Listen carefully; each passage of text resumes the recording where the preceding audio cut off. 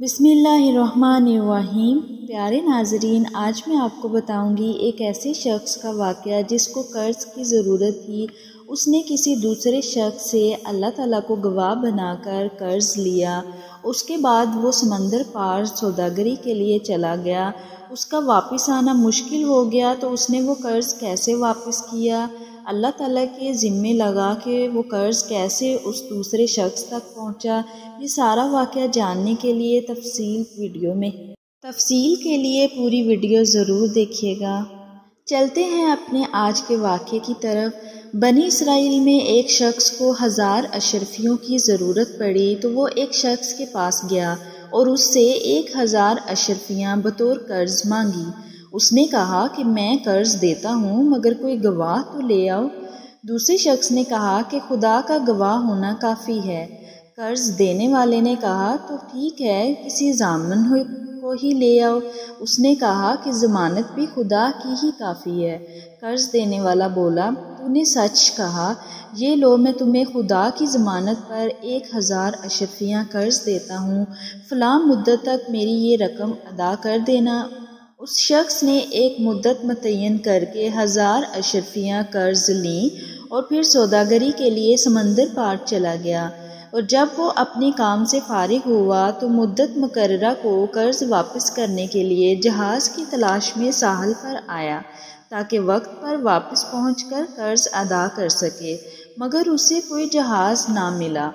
پھر اس نے ایک لکڑی کو لیا اور اسے کُرید کر اس میں سوراخ کیا اور اس کے اندر 1000 اشرفی بھر کر ایک خط قرض دینے والے کے نام لکھا اور وہ خط بھی لکڑی کے اندر رکھا۔ پھر اس لکڑی کے اس سوراخ کو اچھی طرح بند کر کے سمندر کے کنارے لایا اور کہا، اے اللہ، تو جانتا ہے کہ میں نے فلاں شخص سے تیری ضمانت پر 1000 اشرفیاں قرض لی تھیں۔ وہ شخص تیری ضمانت پر ہی راضی ہو گیا تھا۔ اب چونکہ قرض کی مدت ختم ہو رہی ہے اور مجھے کوئی جہاز نہیں ملا تاکہ میں اس کا قرض واپس کر سکوں، اب میں تجھ کو یہ امانت سپرد کرتا ہوں۔ اس نے قرض تیری ضمانت پر دیا تھا اور میں یہ قرض تیری امانت میں دیتا ہوں، یہ رقم اس تک پہنچا دے۔ یہ کہہ کر وہ لکڑی سمندر میں بہا دی اور خود واپس چلا آیا۔ ادھر قرض دینے والا مدت ختم ہونے پر ساحل پر اس امید پر آیا کہ شاید وہ سوداگر میرا قرض لے کر واپس آیا ہو۔ اس نے سمندر میں دیکھا تو ایک لکڑی بہتی ہوئی کنارے آ لگی۔ اس نے اس لکڑی کو نکالا اور جلانے کی نیت سے گھر لے آیا۔ جب اسے چیرا تو اندر سے 1000 اشرفیاں اور ایک خط نکلا۔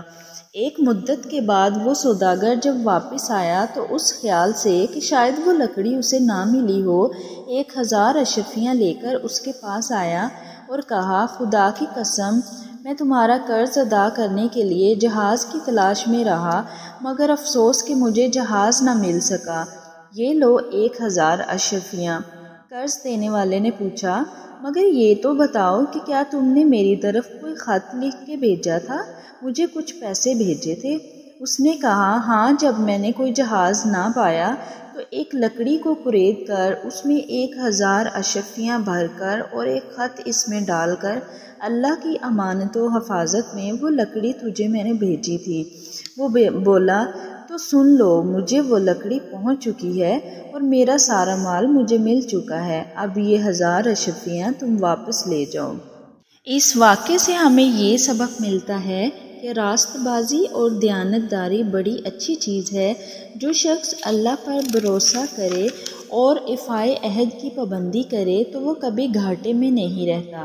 یہ بھی معلوم ہوا کہ جائز ضرورت پر کسی بھائی سے قرض لے لینا جائز ہے اور قرض کے لیے ایک مدت مقرر کرنا چاہیے، اور پھر جب مدت ختم ہو تو قرض ادا کر دینا چاہیے اور اپنے عہد و پیمان کو پورا کرنے کی کوشش کرنی چاہیے، نہ یہ کہ لینے والے دینے سے بے فکر ہو جائیں اور دینے والا لینے سے مایوس ہو جائے۔ قرض حسنہ اسی کا نام ہے کہ جائز ضرورت پر لو اور وقت مقرر پر واپس کر دو۔ اور یہ بھی معلوم ہوا کہ دینے والے کی نیت درست ہو تو اللہ تعالیٰ کوئی نہ کوئی سبب پیدا فرما دیتا ہے اور قرض ادا ہو جاتا ہے۔ اور یہ بھی معلوم ہوا کہ پہلے لوگوں کو اپنے اللہ پر نظر تھی اور ان کی نیتیں بڑی صاف اور نیک تھیں۔